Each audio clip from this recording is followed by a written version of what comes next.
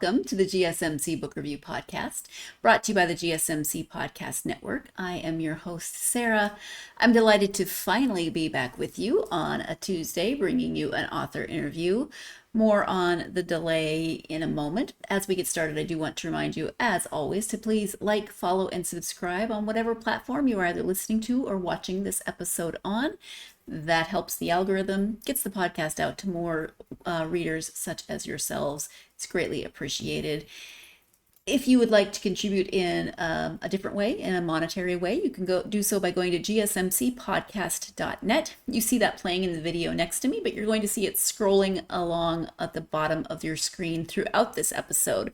So if that's something that you are interested in doing, you can go to gsmcpodcast.net. While you're there, if you would like, you can leave a question, a comment, and I'm happy to engage with those, answer questions, talk, whatever the comment might be, respond to the comment. Happy to do that one of the episodes after receiving the comment. So thank you in advance if you decide to leave a question or a comment. Thank you, as always, for all of the support that you've given this podcast. It has come in many forms over the years. All of those forms have been appreciated, whether you've been with me since the beginning, whether that is liking, following, subscribing, commenting, leaving reviews, however you support this podcast, it is greatly appreciated. If you're new here, welcome. Glad to have you, and I hope that you find some new authors that you enjoy. Once again, that's gsmcpodcast.net. So it's been a minute since I had an episode. I told you that there was going to be a delay because I somehow had a week with no interview, which is very rare for me, but has happened twice recently. And then my father-in-law died. My husband's father died on June 17th. And so there's been a lot going on with that. As you know, we live in Europe. His dad was in Ohio, but funeral is Alabama. So there's been a lot of details figuring that out. I did have an author interview that should have gone up last week. Thankfully, that's today's interview. And Greg has been very patient, not only with the craziness that went on with that interview, because there were some weird technical issues for both of us. And then delay in getting the episode up just because there has been so much on my mind that I have not been able to sit down. I've been able to sit down, just not in the chunks of time that I normally sit down to do an episode. So it's been broken up and I'm finally getting it posted. Yay. But I would like to say just briefly, my father-in-law was a jokester. That's what he called himself. My husband and I met a little later in life. So I met my father-in-law, of course, later in life. And from what I know, he was a little bit softer when I met him than maybe he was during my husband's childhood or earlier in his life. So I got to know a slightly different version of him than maybe some others did.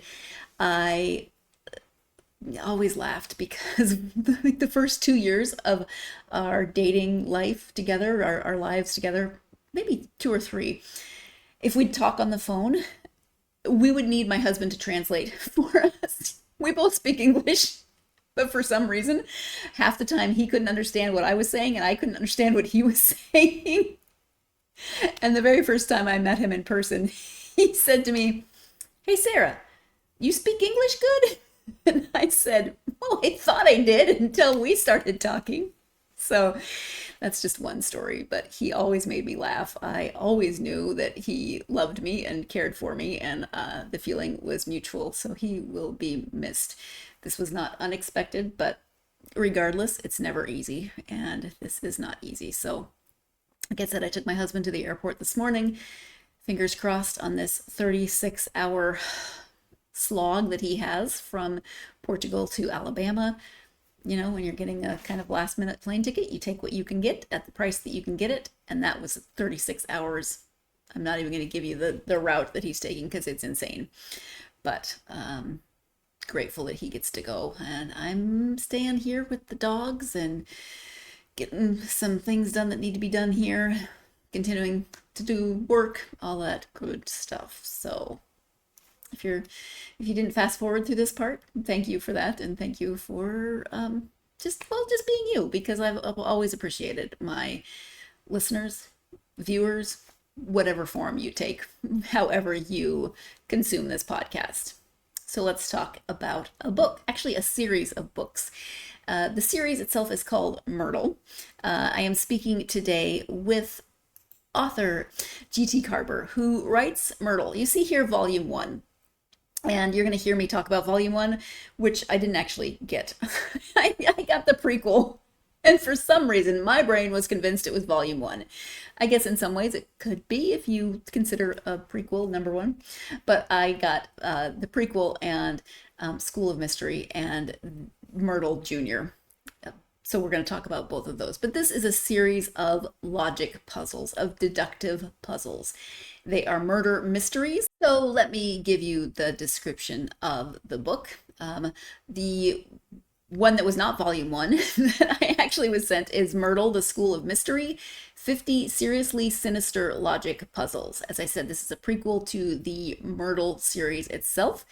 The runaway best-selling Myrtle puzzle series is back to test your wits in 50 murder mystery logic puzzles set at the dark and mysterious Deduction College.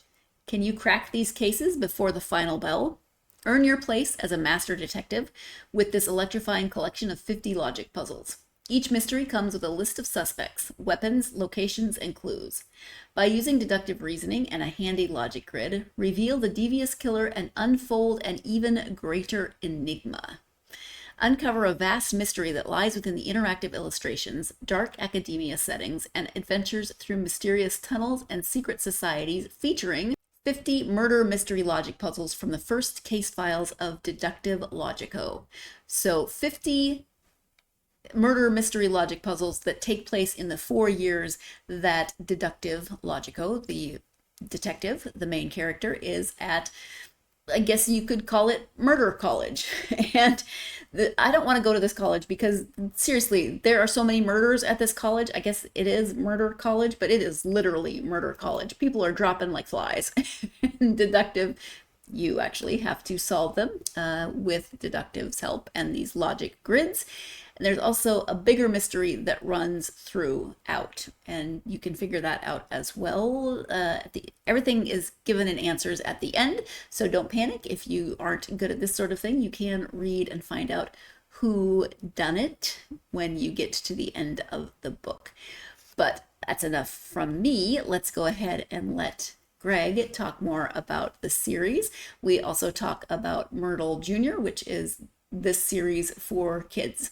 So that will be coming up in the interview as well. Once again, the series is Myrtle, Murdle, and the author is G.T. Karber. Hi, Greg. Welcome to the podcast. Hello, good to be here. It's nice to have you. We've been having a very strange conversation prior to recording, so we're both a little giggly. We are here to talk about a couple of different installments in your Myrtle series. Before we do that, though, if you wouldn't mind just sharing a little bit about yourself so that my listeners can get to know you. Yeah, my name is G.T. Karber. I was born in a small town called Fort Smith, Arkansas, and I grew up loving mysteries and loving to make little games. And I went to college and I studied math and English literature, and then I came out to Los Angeles, where I studied screenwriting and then tried to make movies. And then one day, a couple years ago, I made a murder mystery puzzle for a friend of mine, and he really liked it. And he was like, "You should make more of these." So I made more of them, and then more people liked them, and it was called Myrtle. And now there are 7 Myrtle books out, I think, and maybe like 18 more to come. And that is now me. So if someone asks, like, who are you? It is now I'm the guy that makes Myrtle. Yeah. So that is the intro to me. Yeah. Yes. Um, so math and English, usually it's one or the other. So are you utilize your entire brain? Is that what you're saying? Okay, well, I have kind of a like spiel I do about this, which is that I think that the distinction is kind of fake, and that we sort of at a very early age kind of push people into thinking of these as 2 separate paths, Mm. and we teach them very separately, even though there are ways to teach them both that are much more similar. So, like, for example, when you're in elementary school, when you study math, you like memorize times tables. All right. And when you study English as a kid, often that's you're reading stories, maybe you're writing stories. And so these are very separate kinds of things. One is, very analytical, and one is very, free form and experimental. And but math at like its core is like real math, like the math that mathematicians do out in the world is like exceedingly creative. And Hmm. coming up with like a new theorem or a new mathematical observation requires this like unbelievable like freedom of thought and just creative energy. Whereas from experience writing these books, there is an enormous amount of like analytical work that goes into a story, that goes into writing and figuring out the exact pacing and the beats of a story. And it's this very sort of like almost numbers based process to put together a story because you really have to like have this you've got to accomplish something. You've got to tell someone a story that functions in some way. Hmm. And I think that we do kind of a disservice to both of them. And I remember sort of realizing this in college because I would go to, I had this college geometry class, and there was this woman in the class that was just brilliant. And her brilliance was not like, what's 74 times 83. It was just that she could come up with these like incredibly original solutions to these geometry problems. Hmm. And it was always so stunning. And then I was going to this creative writing class, which was taught by this brilliant Southern writer, Ellen Gilchrist, whom I really loved.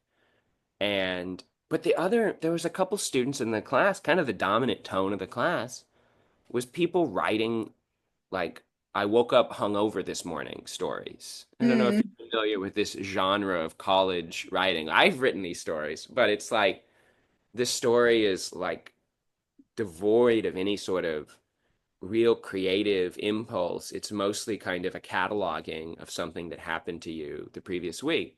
And Hmm. it just kind of occurred to me that like maybe this distinction between like creativity and analysis is kind of false and that you need a little bit of both to do any of these problems.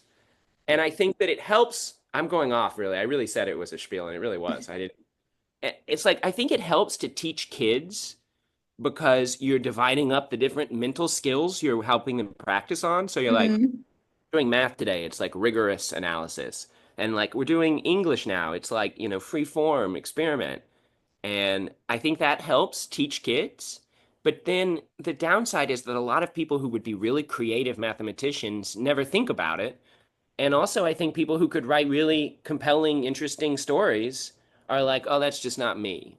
And so I try to sort of put out the message that they're not as different as people say. Right. Well, and that's what the books are. They involve the logic problems, but also creative, funny stories alongside those logic problems. So you really are combining them in this series. Yeah, I try, and I mean, this is sort of the thing too, is like, I tried to write stuff for a long time that didn't really like resonate with people in the way that I'd hoped. I mean, I think this is a pretty universal writing experience, and it wasn't until making Myrtle that people really like, grabbed on in a huge way. Hmm. And I think it has, I think it has to do with the fact that it was like something very well suited for me, and it was something that kind of like expressed the things that I was really interested in and wasn't something that I was like faking or putting on Right. or writing because I thought it would be successful. Yeah. Myrtle. Did you play a lot of Clue as a kid? Because that's how it feels. Clue in book form. Yeah, I liked Clue. I loved Agatha Christie books. I read a lot of the Encyclopedia Brown books. I don't Hmm. know if you're familiar. Yep. No one outside of America knows who Encyclopedia Brown is, by the way. This is something I've learned. Columbo is Yeah. world famous. Everyone knows Columbo. Everywhere we've gone, people know Columbo. Encyclopedia Brown gets blank stares. Yeah. And it's sort of interesting, but I loved him. I loved any mysteries. And I actually, when I was making Myrtle, I asked my mom, I was like, hey, would you go through my childhood bedroom and see if you can find any murder mystery puzzle books? I feel like I had a couple. And she sent me like 20. Oh, wow. And yeah, and I had a bunch, I guess. And they all none of them were like a specific puzzle over and over again, like Myrtle. For people who don't know, Myrtle is a logic grid puzzle. So Mhm. you have like a grid and you have suspects, weapons, and locations. And then you have a set of clues that shows how they connect together. And you solve one case, that's one Myrtle, and you do it over and over again. And hopefully it's like a, potato chip. You do one and then you do another. And, pretty soon you've spent your whole afternoon doing them. Right. Uh, but these books were all just like different kinds of puzzles, variety puzzles. There was one that I had that was Sherlock Holmes and Watson, and all of the mysteries were just like algebra. Oh, I think I think I was tricking myself into doing algebra as a kid. It would nice. Sherlock Holmes would be like, there's four villains and they each took a certain number of rubies. And after they'd all taken their rubies, there were only three rubies left, and there would be sort of things like that. And I just think I loved like solving a mystery as a kid. I loved like solving a puzzle. And so, I kind of said this earlier, but I think when there's something that, uh, for a lot of writers, when they write something that really catches on or hits, it's because it's something that they've been doing since they were like a little child. Hmm. And it's kind of the only thing that they are equipped to do. And that's kind of how Myrtle feels to me. Okay. That makes sense.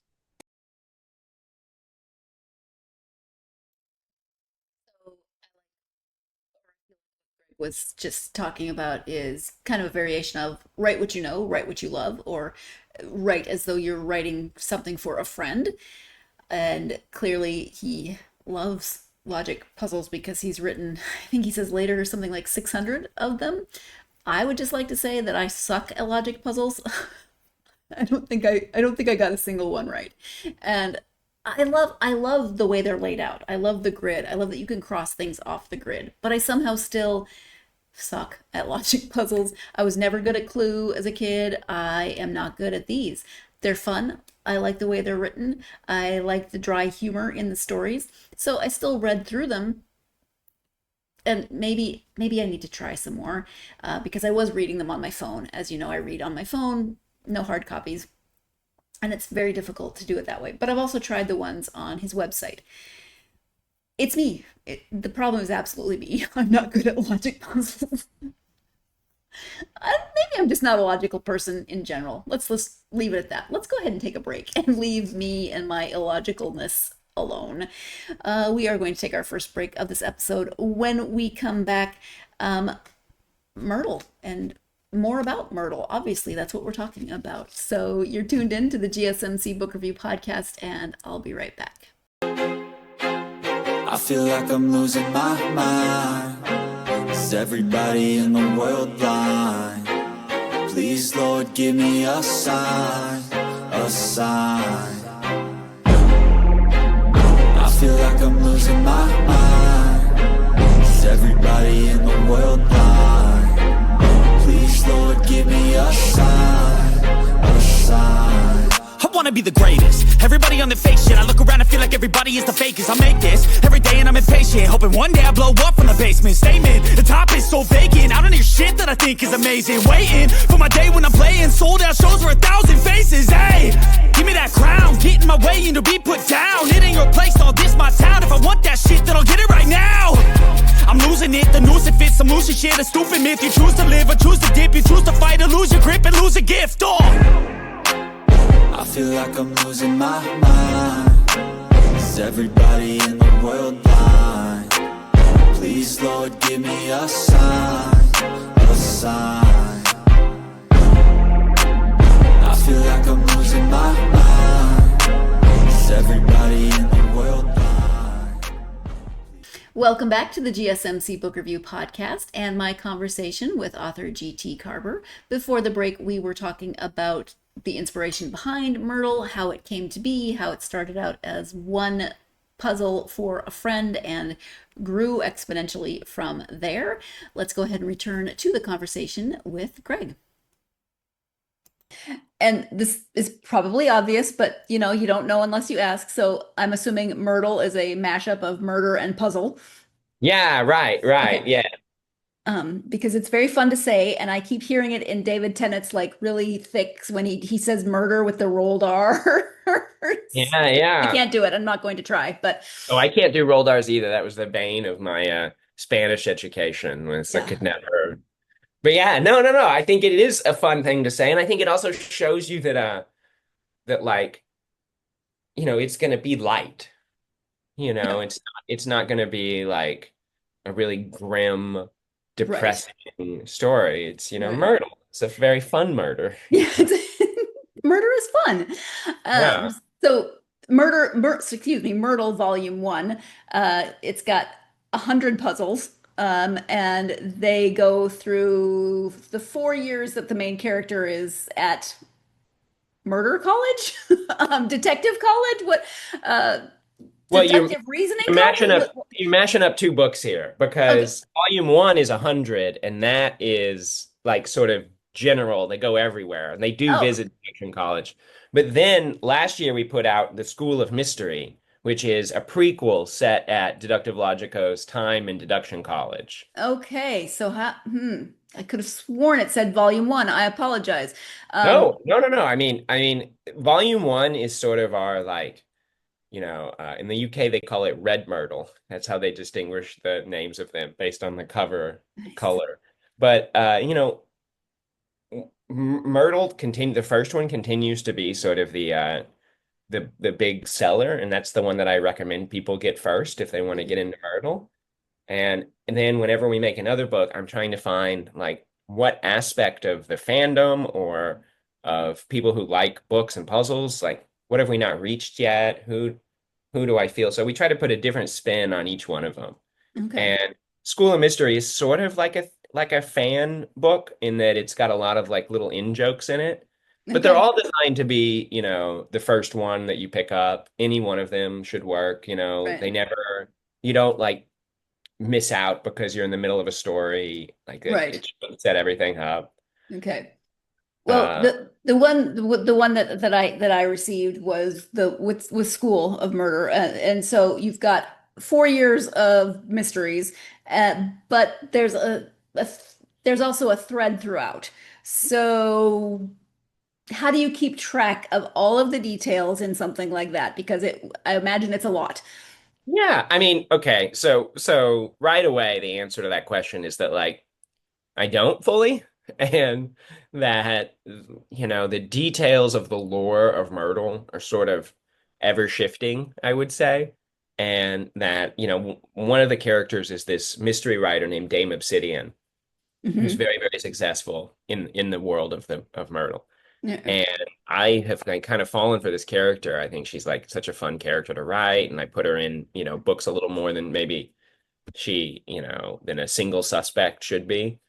But I had an audience member play her in a recent live Myrtle, and I said that she was a brilliant murder mystery writer that I was a big fan of. And this like 8-year-old or 9-year-old kid was like, excuse me, in the Puzzle 13 in the first book, you say that Dame Obsidian is actually a bad mystery writer and that her endings are really obvious. And he showed me in the book what I he'd written. love him. Yeah, I know, he was great. And he was like, I wrote that, 4 years ago, right? Right. Maybe more than that. And I've written so many of these little puzzles since then. And I sort of told the kid, like, sometimes you write something and then you discover more about the characters later on and you change your mind. Yes. Uh, so how do I keep track of it? I think that I just kind of, it helps that that's like almost all I'm doing. So I'm kind of immersed in it.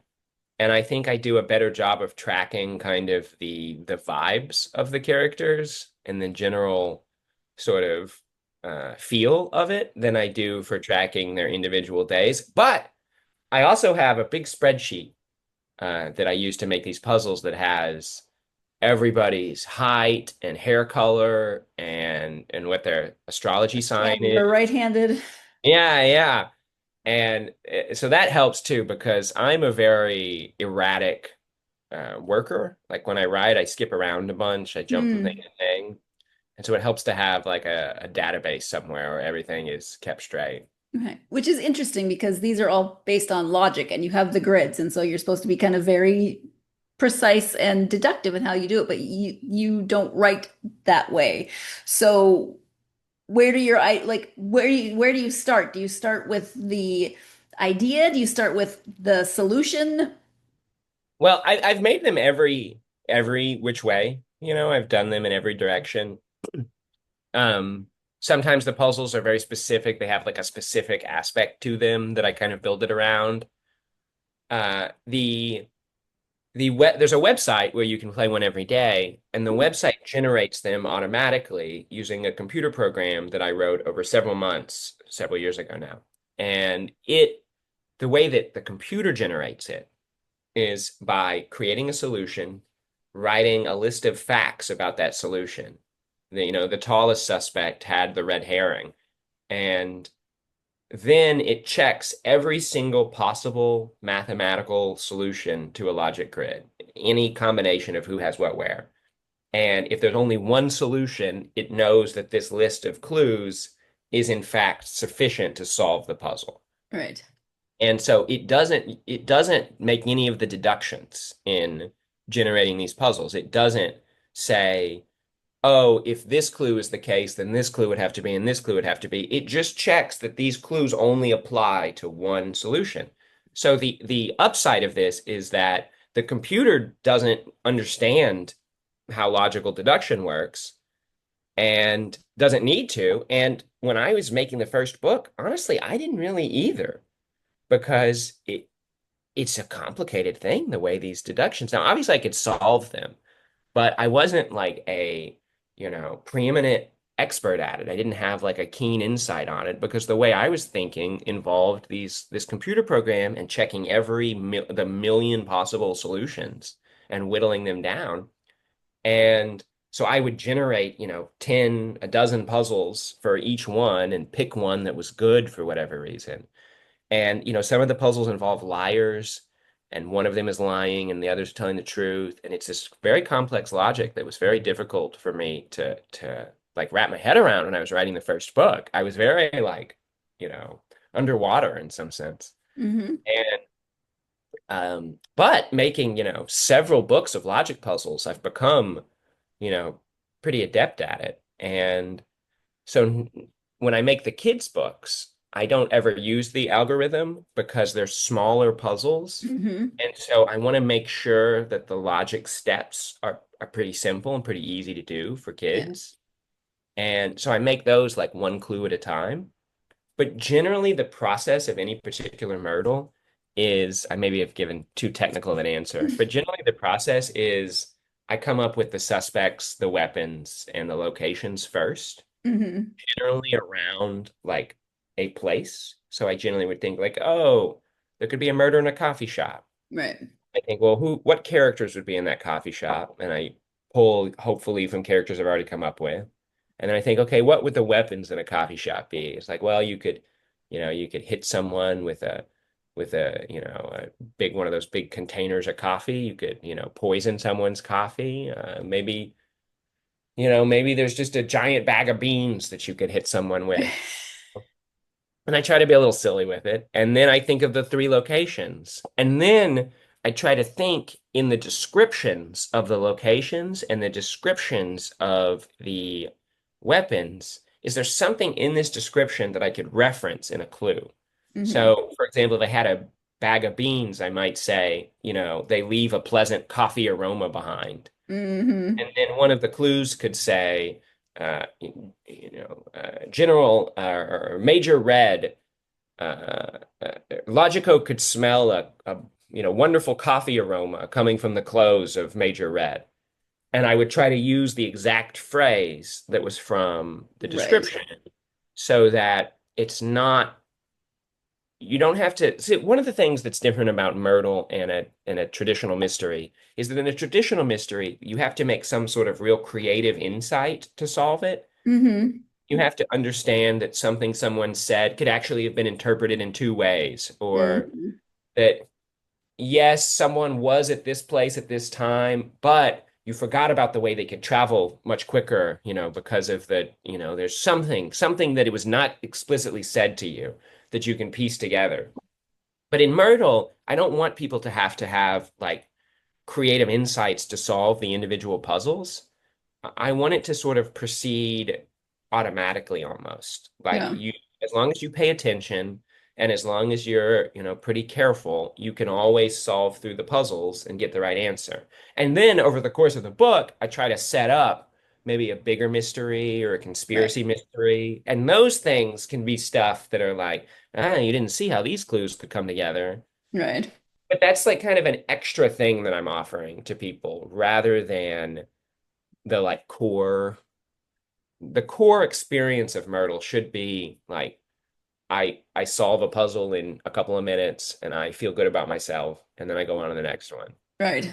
Yeah. And not like some of these people who make puzzles and some puzzle books out there, they're advertised in a way that is just so alien to me, which is like, the world's most difficult brain busters imaginable. Yeah.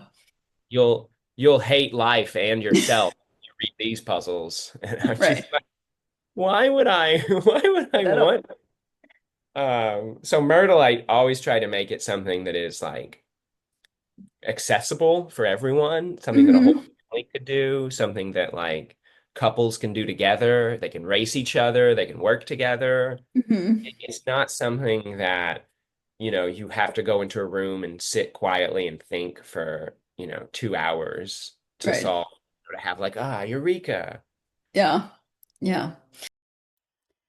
I love that these are quick, at least, if you're not me. But I also love that he says that you can do them with a partner, with a friend, with a spouse. And when my husband gets back, I showed him the online ones, and I do plan on having him sit down and do one with me because he's way better at this stuff than I am. So I'm looking forward to that when he gets back from his trip. We're going to go ahead and take our second break of this episode. When we come back, we'll be talking more about Myrtle Jr. and a character named Buster McPaws. So you are tuned into the GSMC Book Review Podcast, and I'll be right back.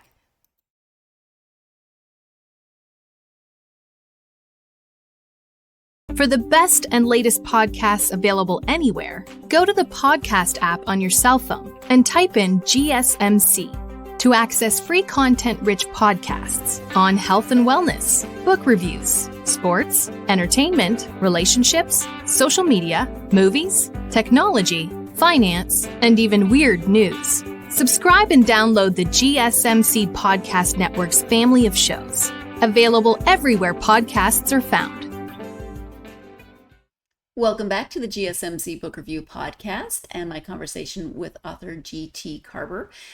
Your second and final reminder to go to gsmcpodcast.net if you are of a mind to make a tip or a donation. You can also leave a question or a comment. This is just another way to help support the podcast as well as the network as a whole.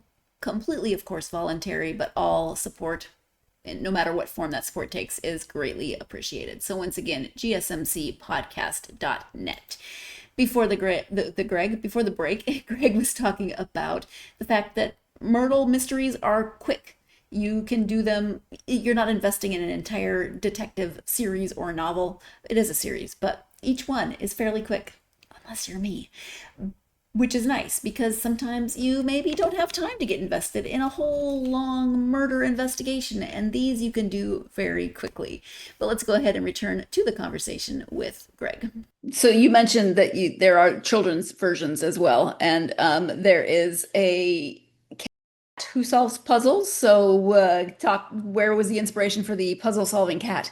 Yeah, Buster McPaws is the world's preeminent cat detective. I tell kids that he's the best cat detective in the world, and that is a really meaningful title because all cats are detectives. Mm-hmm. And then I say if you ever see a cat, prowling around, don't interrupt them because they might be on a case. Yeah. And I think cats make great detectives. There's a whole genre of, or I should say, subgenre of mysteries that are like pet detective mysteries. Yep. And I love, I think that if you think about it, actually the most famous mystery solver of all is a pet detective, which is Scooby-Doo, and I think that I've always loved as a kid, your pet helps you solve a case. That's Mm-hmm. so great. Mm-hmm. And I've loved Buster McPaws. I did a bunch of school visits to promote the last puzzle book for children. And I talked about the four junior detectives for the kids. And I'd say, Mm-hmm. this is Jake. She's a tough talking gumshoe who, you know, solves cases with her fists. And this is Julius. He uses his intuition to solve mysteries. And this is Olivia. She's a computer genius. She hacks into, and she finds the clues in the database. And I go, and this is Buster McPaws. And sometimes when I would say Buster McPaws, the like third graders would just go like crazy, Yeah. just start cheering. It's like they've never heard of this character before. They don't have any idea who Buster McPaws is, but just the concept of a cat who solves mysteries and he wears like the little Sherlock Holmes Yeah. earstop cap. People love it, or kids do. And I love we're actually doing, I mean, this is maybe like a little bit of a spoiler, but we're hoping to do a book of younger puzzles or like puzzles for younger kids Okay. that will ex that won't all be logic grid puzzles, but they'll be like one is a maze, one is a word search kind of things. And that's going to star Buster McPaws as sort of the detective that leads you through it. So Mm-hmm. like he's kind of like like people talk about like fan favorite characters, but he's kind of like an author favorite Yeah. character. He So he's really needs his own admitting. PBS show, I think. Yeah, I'm trying to set up Buster McPaws for life. Yeah, yeah. There should be he should have his own show. He should have his own merch. I think that This is yeah. huge. I'm gonna send this to my agent and tell him we've Buster needs his own merch. I He think he needs. does. I because think if you go to the school visits with books and merch. Uh-huh, uh-huh. Yeah, Yeah. yeah. Kids love merch, by the way. It's actually I made a huge mistake in the United Kingdom, which is that we printed out Detective Club membership cards. So it says, Hmm. this card claims that the owner is a member of the Detective Club. And I brought a kid up on stage as a volunteer for a thing. And I had introduced that I was a card carrying member of the Detective Club. And I'd shown this card to the kids, which was my first mistake. And then I took this volunteer up and I gave this volunteer a card. I said, now you're a member. And I did this the first one of my first school visits in the UK. And it was probably like 400 kids in the audience. Did you And have enough for the whole class? they lost their mind over that. They all started screaming, we want one, we want one. And I had to change the subject, I started high-fiving kids instead. And I was like high-fiving them all. And, there's 400 of them. So I started running down the rows, high-fiving them. And they've forgotten completely about the Detective Club cards. Now they're obsessed with high-fiving me. And I realized you can't do that either because about halfway through high-fiving, I was stranded kind of in the middle of all of the kids. Yeah. And they started to come at me with, their hands outstretched to be high-fived. And they were just, they were everywhere. Everywhere I could see was hands. And so I was just high-fiving constantly, trying to high-five all of the children. And like teachers had to come and sort of escort me back to stage because I kind of started a little bit of a riot, I would Yeah. say.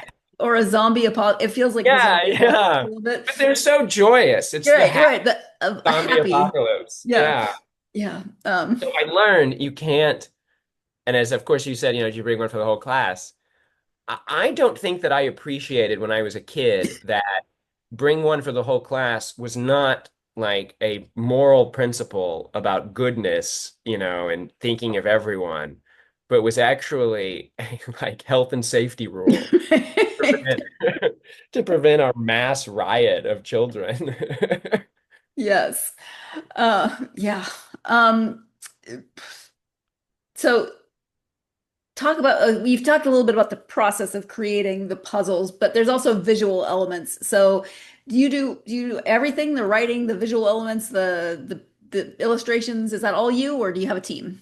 No, well, I have first of all, we have a great editor and just someone who's really able to help guide the puzzles, but also my partner, my girlfriend for many, many years, Danny Messerschmidt, is does the exhibit design on the books now. Now, when I was first making them, she was like sort of my consultant, and was giving me notes. She's like my first reader.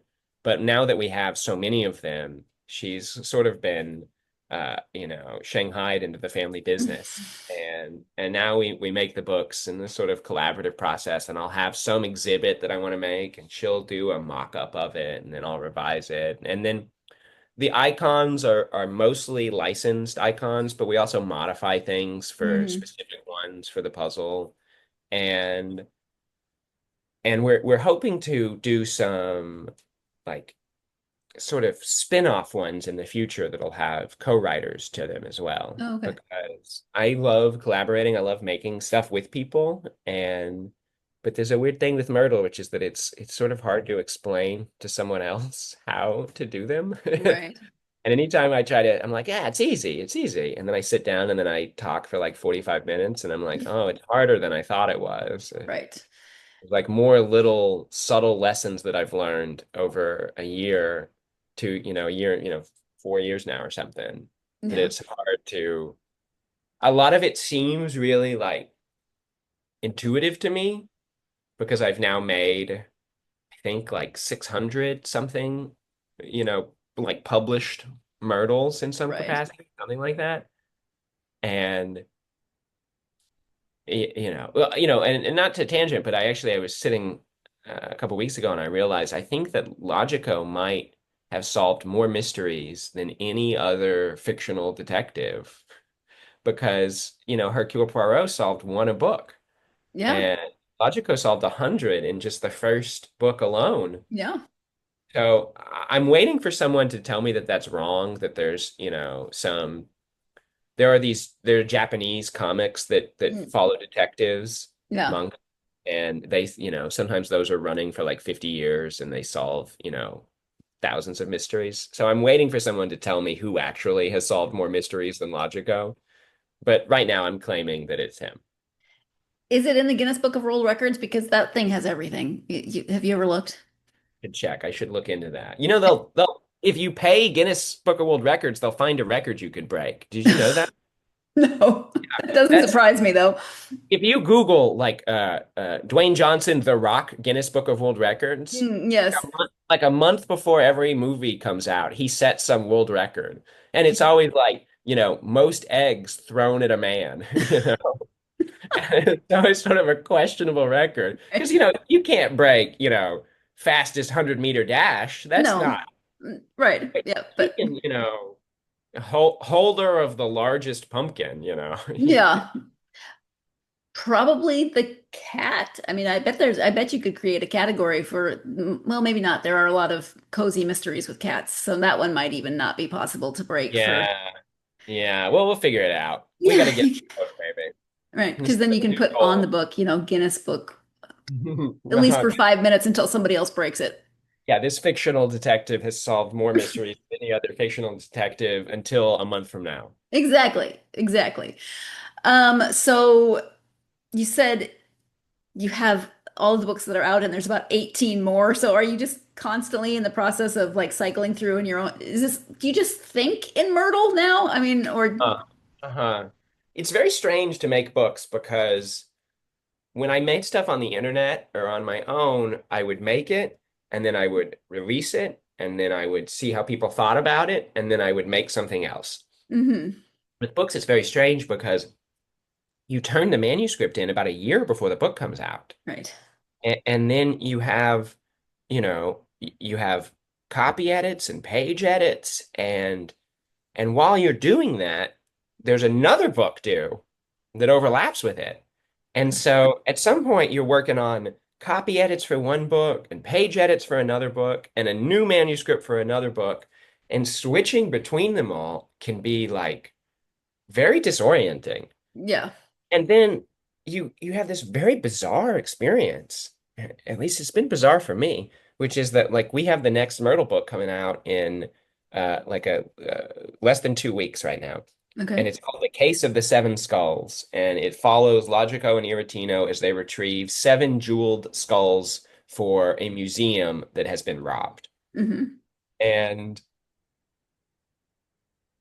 I wrote it like I finished it like a year ago. Right.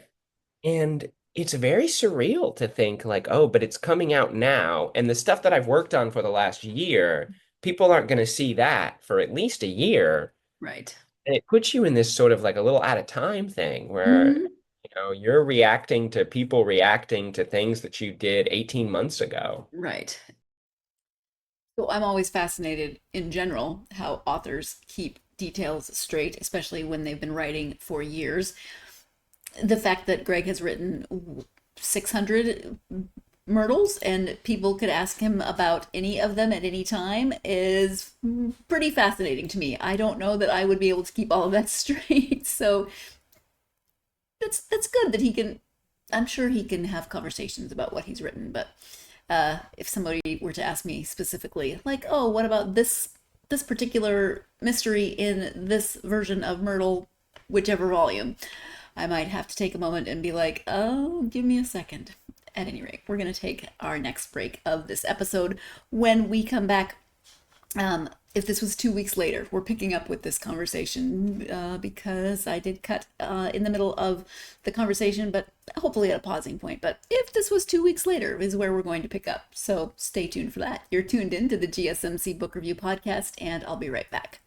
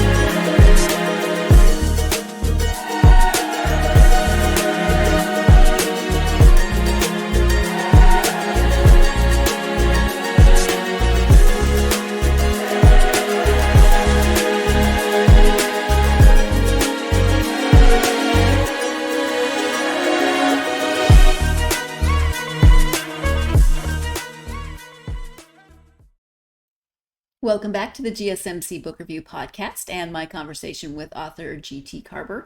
Before the break, we were talking about the timeline of publishing and how you're often writing something, editing something, talking about something else, trying to keep a lot of details straight, which is where we stopped and which is where my next comment is going to pick up. Let's return to the conversation with Greg. Then you have people like me who ask you questions. If we were doing this 2 weeks from now and we were talking about the book that just came out, you would have to remember, and very specific details for a murder mystery. You would have to remember some pretty specific details. Yeah, that would be very disorienting. Yeah, and what's happened recently is that this happens a lot in projects, is that at one point the author really truly understands every single aspect of the whole thing. That's like, to me, there's this great thing of like, in the beginning, you don't know how any of the pieces fit together. And you don't know the names of the characters. Maybe you don't even know what the main through line is. And as you work, eventually you figure it out and you fully, like, you have it in your head. And if someone said, like, what happens in this moment in the book, like, when they discover the body, how do people react? And the author can say, oh, this person does this and this person does that and this person does this. And then if you keep writing on a project, or you have multiple books, that like perfect understood thing, like now it's too big. There's too much going on. There's, it's one thing to have one book fully in your head, but I can't have, 20 books in my head. That's too many books. Right. And so I've been there's too many suspects now. So I keep coming up with suspects that have the same last name as another suspect, because there's only so many color words. Right. Right. I can't think of any more, and I'm running out. I can't do Yeah. And so, like, something that happened purely by accident was I named a very important character in the children's books. I gave her the same name as a very important character in the adult books, but they're not at any level like from the same worlds, these two characters. And it's purely an accident and a coincidence. But I have figured out a way to connect these two characters and to explain them having the last name so that it's not just like a coincidence. There's Mm-hmm. actually like a connection between them. And so one of the things that's been fun about doing this like sort of whimsical, sprawling murder mystery puzzle series is that I can make a mistake or an accident, and then over the course of the next, year or so, kind of explain that accident as if I've been intending to do it all along. Mm-hmm. It's kind of a fun joy of these books is that they aren't like I'm not writing, Game of Thrones where someone is gonna their experience of the book is gonna be diminished if they realize that, oh, actually a character couldn't travel that far in the time that it said, Right. or this particular detail is a little wrong. Like these books are kind of like fun and kind of a mishmash and Yeah. wild. And hopefully people will forgive me if a character occasionally forgets where they came from. But if I asked you how characters felt when they found the body, you would not have a clue because how many bodies are there? Hundreds of them. Right. A lot of times too, when you're revising, I think all writers go through this, but it's still so surreal. It's like for me, it's with jokes. I think it happens different with different writers, but I'll write a joke on a page. I'll be like, oh, it'd be funny if they said this. And then I'll turn the page. And then I wrote that like 6 months ago, Right. like that same joke. And I'm like, oh, why am I?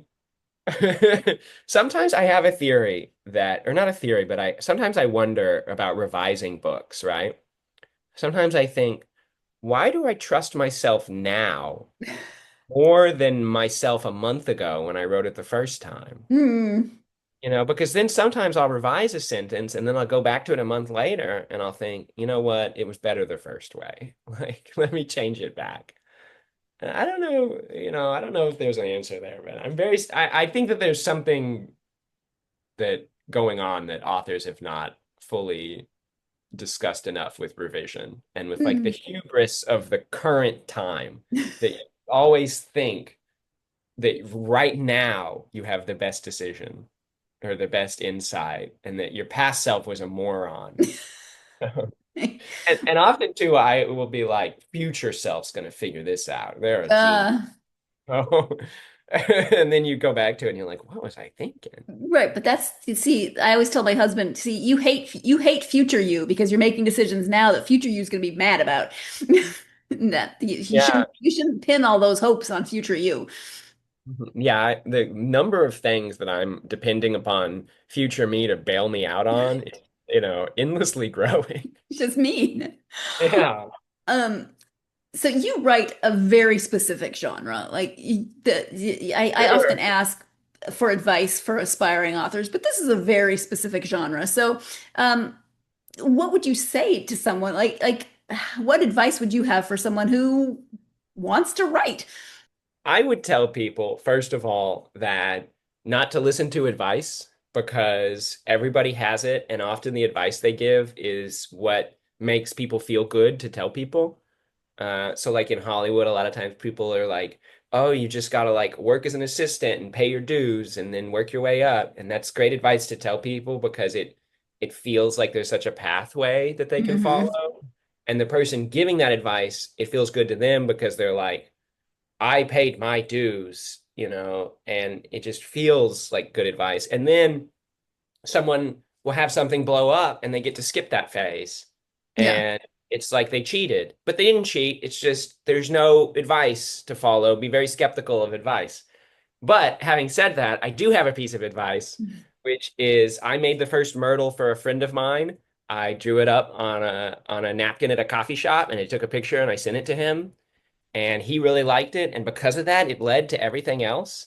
And so the advice that I give to everyone is not to write for some nebulous populace out there, not to write for the world, but to write for one friend of yours, because you can't tell what the world will like, but you generally have a pretty good idea of what your friend will like. And also, if your friend just sort of kind of likes it, and then you move on and you never do anything about it again in your life, it still is joy you provided to a friend. Whereas if you spend 2 years working on a book and then you send it to some, agent that you met at a conference and they don't reply, or they reply and they say, yeah, you feel like you've wasted that time. But if you make it for someone in your own life, you can really feel like it has intrinsic value, regardless of whether it becomes, a published book that everybody loves. Yeah. Okay. No, I like that. That's nice. I mean, and it makes it a little more, it personalizes it in a lot of ways. So Yeah, I just, it kills me too, because like I have just read and heard and received so much advice on very things. And I've had these moments in my, there was a class I had in college where there was this kid in the class. We were all kids. We were probably teens. And he was the best note giver that I had ever encountered in my life. The kinds of observations he would make about a story were just eye-opening. And if he told you something or advised something, you'd take the advice because it seemed so clear. You'd change your ending or whatever. And like the way we would send programs, or we would send stories in, is we do like one a month, like one student or two students would have 1 month and two students would, so it took a while to read everybody's writings. Yeah. And he turned his in about halfway through the class, and it was awful. And I just remember being like, I've listened to any piece of advice this guy has given, the whole semester, and it's like a real physician heal thyself kind of situation. Yeah. And he was very combative with feedback and not anybody's feedback. And so, okay, it's possible that, he's great at notes, bad at writing. That's not a unique thing. Some people are really good editors. Yeah. And maybe that's true. But the thing that I took from it is like, well, I got to be a little bit more careful whose advice I take, because you never know. And I think particularly when people give advice, my favorite advice, and my favorite notes, whenever I send a project to someone, I ask, what is confusing and what did you want to see more of? And I don't ask them, questions about how they think it'll go over with other people. And I don't ask them questions about, characters or themes. I just want to know what they were confused by and what they liked, but then weren't getting enough of. Yeah. And what I like about these two questions is that they are personal and subjective in a way that shortcuts getting feedback from another writer where they tell you what they would do, and you don't even know if what they would do would work for them, because sometimes what sounds like a good note ultimately is not a good note. You don't even know if what they said would work for you. To which I say, yeah, I am definitely the type of person that very seriously takes notes, pays attention to notes, tries to make notes work, not necessarily in writing, but in lots of other areas in life. And yeah, you don't always know that what they said would work for you. Maybe look at it more closely and see, does this actually work? So this one's rolling around in my brain a little bit more than some of the advice I hear from people, and a lot of it rolls around in my brain, but this one's got me thinking. We're going to go ahead and take our final break of this episode. When we come back, a friend who gives very dangerous notes. We were just talking about notes, more notes. So you're tuned in to the GSMC Book Review Podcast, and I'll be right back.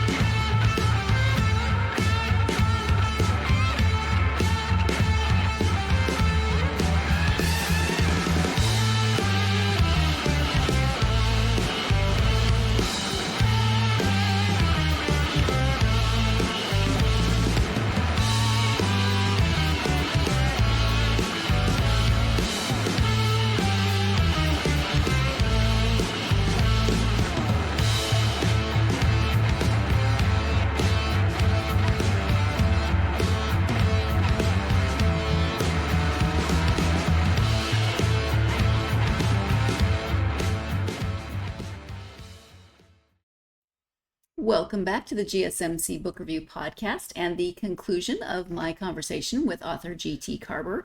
Before the break, Greg was talking about feedback and when and whether or not you should take it. We're going to pick up with that conversation. It got cut off, not in the middle of a sentence, but in the middle of the conversation. So let's get back to the conversation with Greg. I have this other friend who's a brilliant writer. His name is Kai Hecht, and he is a great writer. And he has this hilarious thing that he does, I don't think intentionally, which is that he will give you a one-sentence piece of feedback on a script. And maybe you switch these two scenes, or have you thought about this character being the one who does this? And they always immediately, you're like, that's a great, simple, easy note. Like, of course, why would I not take that note? And then when you go into the script and you start putting that note in, you realize that it actually unravels everything in the entire screenplay. Yeah. And that you've got to change every last sentence to fit this this half. And he never means you to rewrite the whole thing. He just has a mind that, I mean, he really is getting into the crux of some issue. But I've learned now, when Kai gives me a note, I have to be do I have the time to start from scratch again? Right. Because told me to change this question mark, because I know once I do that, it'll have ripple effects that go through the entire work. Yeah, talk about a butterfly effect. Yeah, feedback can be very dangerous. And so I always tell people, like, get feedback from people who like what you're doing and would get it themselves if they didn't know you. Okay. And obviously, I send everything that I write to several people and revise everything many times. And I love feedback and I love getting notes, but I do think that it is very dangerous and you have to be willing to dismiss feedback from people who are trying to change it in a way. Right. Yeah. And it can be tough. Yeah, I can see that. Reading. So we've talked about writing. Obviously you love mysteries, Encyclopedia Brown, Scooby-Doo, all the classics. Oh, wait. Side note, Scrappy-Doo, yes or no? So Scrappy-Doo is hated by the Scooby-Doo fandom community. Okay. And of course, when James Gunn, who just did Superman, when he did Scooby-Doo, that was one of his first major studio movies.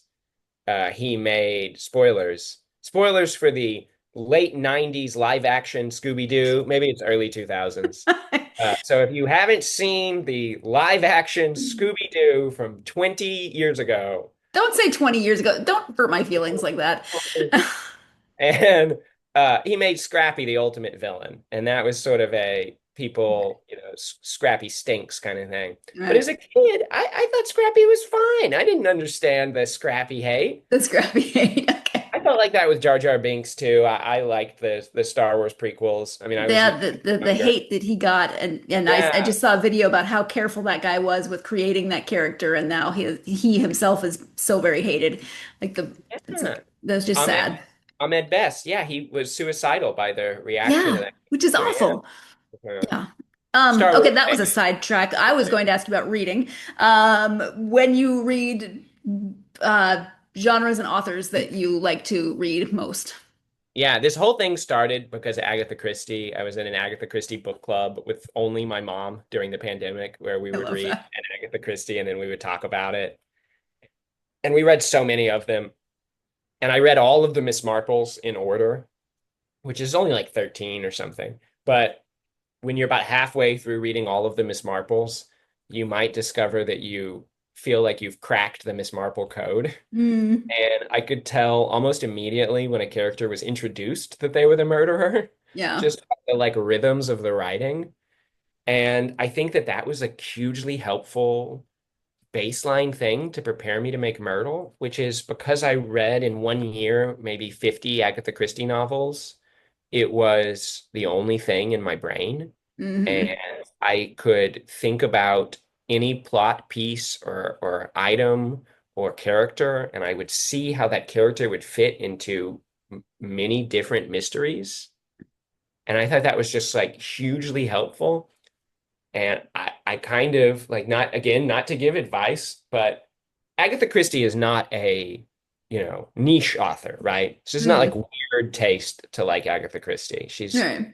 probably one of, if not the most successful authors ever. But reading 50 of her books makes you mentally a little weird because you're locked in now to, in some cases, the 100-year-old writing, uh, Mm-hmm. an author who hasn't been alive for 50 years. And I think that lets you make something that's like a little novel for people. Whereas if you're reading and watching the things that are like huge hits of the day, you sort of start to write and talk like everybody else. Mm-hmm. So I'm like a big advocate for like pursuing weird niche interests Yeah. reading wise. Some other books that I just love though and try to reference are I love the Umberto Eco, The Name of the Rose, which is set in an Italian abbey in I think Mm-hmm. the 1200s. And it's such a brilliantly researched book that I could never do. It's like it feels like it is from that time period. The characters feel like they are monks in Italy in the 1200s. And it might be the 1300s. I have no ability to distinguish between the 1200s and the 1300s, but I read an interview with Umberto Eco where he said he wanted to set it in the 1200s, let's say, but he had to set it in 1336, let's say, because of the developments in semiotics in Europe, Oh which he yeah. needed to integrate into the plot. And I was just like, yeah, well, I'll never be able to write something like this ever. It just some people's brains, Yeah. you can really only write the thing that you really love. And that's my sort of corollary to like write what you know is write what you love. I want to just shout out some other mystery writers. I really like Kristen Perrin's books, How to Solve Your Own Murder, and then the follow-up to that, How to Seal Your Own Fate. And I really like Alice Bell's books. She writes these sort of funny modern Agatha Christie books. And honestly, though, I just love a lot of murder mystery books in all shapes and sizes. But I have become particularly interested in a historic period, which I've read a lot of books about the 1917 October Revolution in Russia, something that is of no real value to a mystery writer, except that I have worked a lot of like revolution stuff into Myrtle now because that is seeped in. Yeah. It's sort of a rambling all over the place answer, but I do love a lot of literary detectives. Encyclopedia Brown. I read Sherlock Holmes for the first time like 6 months ago. Okay. I had never read any Sherlock Holmes, like the actual books. I had read, I think, as a kid, like a great illustrated classics of Sherlock Holmes. Mm-hmm. Yeah. Um, but I mean, this sounds a little silly to say, but like it, Sherlock Holmes is good. Like those Yeah. stories are great. Yeah. And I was sort of shook by that because for whatever reason, I'd never sat down to read these Sherlock Holmes stories. And just the fact that they were great, like I don't know, it feels stupid for a mystery writer to say, have you guys heard of Sherlock Holmes? Right. But like, really, really something. And it also is crazy the extent to which Hercule Poirot is kind of a parody of Sherlock Holmes and how Okay. similar they are. And like Poirot starts with this relationship with Hastings, who is so similar to Watson, and they have such a similar dynamic. And it's wild that I had read, 50 Poirot novels without having any experience with Sherlock Holmes. Because then Yeah. going back and reading Sherlock Holmes, I was like, oh, okay. And as an example of like I basing stuff on other things, other people have done the work for you, Yeah. like you could say that Poirot is a knockoff of Sherlock Holmes, but people love Poirot. Yeah. And if Sir Arthur Conan Doyle figured out how to tap into a particular personality type of this sort of, egomaniacal master detective, use that thing that he's tapped into, Yeah. and don't be so concerned with being original that you end up being incomprehensible to people. Mm. Mm-hmm. Because Yeah. I think that can be a real danger to be so novel that no one knows what to make of it. Right. Yeah, that makes sense. Um, if people want to know more, they want to play the daily puzzle, whatever, give them your website, any social media they can find you on. Yeah. So you can play a daily Myrtle every day at murdle.com. That's murdle.com. And then you can follow me on Instagram. I'm at Greg Karber with a K and a B. I have to do a lot of spelling. But if you Google Myrtle, you'll find it. You'll find me. I would think Uh, so. And I don't think that, but I do think that if people want to know what a Myrtle is, go do the daily puzzle. And if you like it, great. And if you don't like it, hey, different paths for everyone. You don't have Right. to love Myrtle. Right, exactly. Well, Greg, is there anything that we haven't covered that you want to make sure gets highlighted or talked about at this point? I don't think so. I think we kind of covered everything. But I mean, Right, if there's no- something else that you think of, you want to ask me, you can call me up and we'll Okay. we'll do an addendum. It'll be like 2 in the morning when I wake up and think of it, and then you will never speak to me again. No. I'll speak. Well, thank you so much. I really appreciate the time that you took out of your day to talk to me today. No, thank you so much for having me. Thank you once again to Greg for not only the interview, taking the time to talk to me about Myrtle, but also his patience with everything that it took to get this episode to this point. And there was a lot. It was kind of a comedy of errors in many ways, and then other things that were not a comedy, but just circumstances. So thank you, Greg, for joining me for talking about Myrtle. If you are a fan of logic puzzles, if you're a fan of detective stories, of murder mysteries, of any of those things or all of those things, then you should definitely check these out. Maybe you have a child who loves Encyclopedia Brown. And that reminds me that I need to start asking some of my international students if they've ever heard of Encyclopedia Brown. I know, I don't even know if like my nieces, if that generation reads Encyclopedia Brown or if he's less well known. I know some people still read Nancy Drew, Trixie Belden, less well known, but no, I'm curious. If you have an answer to that, let me know. Leave me a comment. But if you're a fan of any of these things, if you have children who love logic puzzles or love mysteries, then there is Myrtle Jr. Definitely check out not only the books but also the website. You can do a daily Myrtle puzzle, actually two, because there's a smaller one, an easier one. I don't know if it's easier, but it's smaller, and then the more complicated one. So check those out, and then maybe you'll decide to get books as well. But thank you to Greg. Thank you, as always, to you for joining me. I hope you'll join me next time. I will be speaking with author Lisa C. Taylor, about her novel, The Shape of What Remains.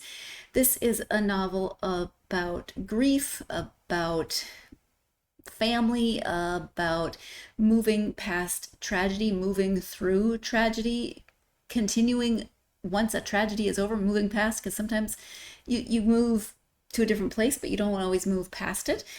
So this is a story about grief, but it's not, and we talk about this in the interview, because I've already spoken to Lisa, because I'm behind. We talk that it's not a sad story. It's not a depressing story. There are sad moments, but it is a conversation about grief, but it's so much bigger than that. So please join me next time. That episode will be up on Friday this week as we talk about The Shape of What Remains. In the meantime, as always, if you are a fan of this podcast and have not done so already, please like, follow, and subscribe on whatever platform you are watching or listening to this podcast on. You can also leave a review. It's super, super helpful. Do it for your authors too. Authors, podcasts, leave reviews. It doesn't have to take a lot of time out of your day or your life or your mental capacity. It can be one sentence, but positive reviews really do help authors, podcasts, etc. Thank you in advance if you do decide to leave a review or like, follow, subscribe, or follow on social media. You can find the podcast on Facebook, X, Instagram, TikTok, and Blue Sky. Find the podcast, ask me questions, let me know what you're reading, all of those good things that I always mention that I am nosy about and want to hear from you about. I hope that you are having a good week. I don't know how it's the last week of July. I don't know how the next episode on Friday, it will be August already. That is just crazy to me. But I hope that you're having a good week, that this coming up month is going to be good for you. But as always, my main hope for you is that no matter what life is thrown at you, it gives you plenty of time to get yourself lost in a good book. Thank you so much, and I'll see you next time.